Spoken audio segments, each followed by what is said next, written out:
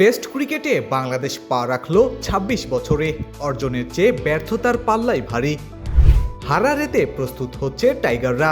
জিম্বাবুয়ের বিপক্ষে ১০ম টেস্ট জয়ের হাতছানি। বিশ্বকাপ লক্ষ্য রেখে ওয়ানডে দল গড়া হয়েছে বলছেন হাবিবুল বাশার। আয়ারল্যান্ডের কাছে বড় ব্যবধানে হারল ইন্ডিয়া।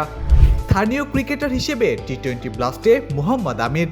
সারাদিনে ঘটে যাওয়া ক্রিকেটের দেশি বিদেশি খবরগুলো এক নজরে দেখে নেওয়া যাক।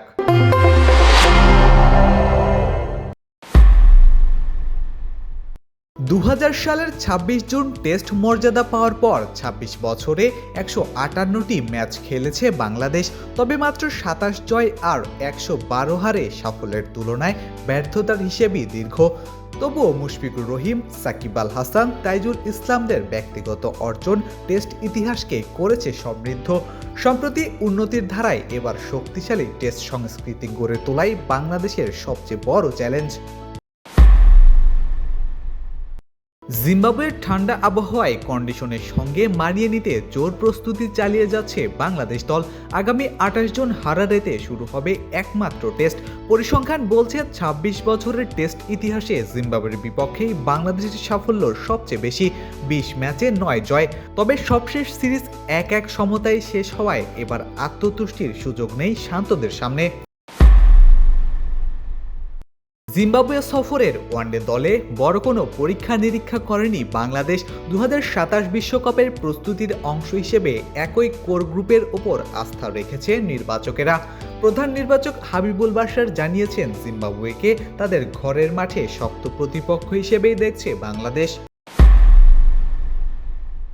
প্রথম টি-20তে ভারতকে হারিয়েছে আয়ারল্যান্ড। টাকারের হাফ সেঞ্চুরি ও গ্যারেথ ডেলানির ৪৯ রানের ইনিংসে ১৮২ রানের চ্যালেঞ্জিং সংগ্রহ করে আয়ারল্যান্ড। এরপর অভিষিক্ত পেসার ম্যাট হোলার্ডের দুর্দান্ত বোলিংয়ে ১৪৮ রানে গুটিয়ে যায় ভারত। ৩৪ রানের এই জয়ে টি-20 ক্রিকেটে প্রথমবারের মতো ভারতকে হারিয়ে ইতিহাস গড়েছে আইরিশরা। ব্রিটিশ পাসপোর্ট পাওয়ার পর ইংল্যান্ডের স্থানীয় ক্রিকেটার হিসেবে টি-20 ব্লাস্টে খেলবেন পাকিস্তানের পেসার মোহাম্মদ আমির।